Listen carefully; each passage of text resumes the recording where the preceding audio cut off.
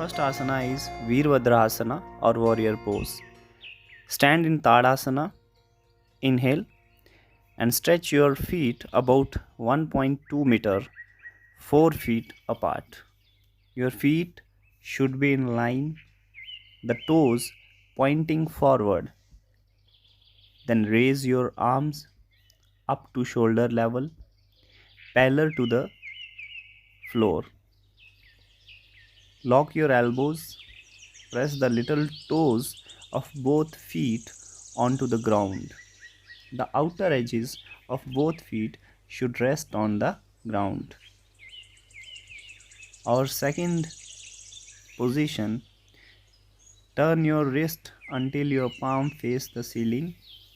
Raise both arms until they are perpendicular to the ground and parallel to each other. Lift your shoulder blades and push them into your body.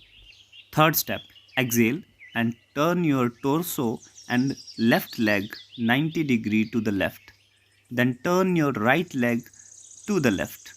Rotate your torso from the chest as well as the waist. The more you rotate to the right and stretch your upper arms, the more effective the pose. Fourth step, exhale and bend the left knee from the left buttock bone. The calf and thigh should form a right angle.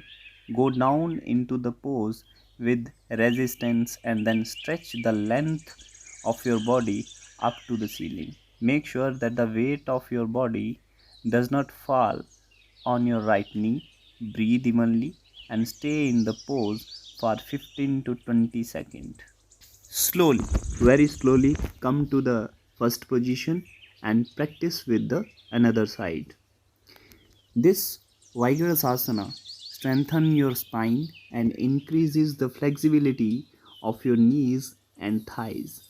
The arms receive an intense stretch and this expands the muscles of your chest and enhances the capacity of your lungs too. Our second asana is Virabhadrasana 2. Stand in Tadasana, inhale deeply, jump, landing with your feet approximately 4 feet apart. Your toes should point forward. Raise your arms out to the sides in line with your shoulders. Your palms should face to the ground and be in line with each other. Keep your fingers straight and stretch out. Press the little toe of each foot down on the ground. Consciously pull the inner sides of your legs up towards your waist.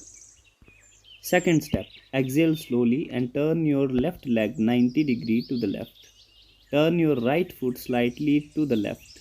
Ensure that your body weight is resting on your left heel and not on your toes. Keep your right leg stretched out and taut at the knee. To prevent this leg from slipping, make sure that your leg falls on the last two toes. Our final step is exhale and bend your left knee. Ensure that your left thigh is parallel to the ground.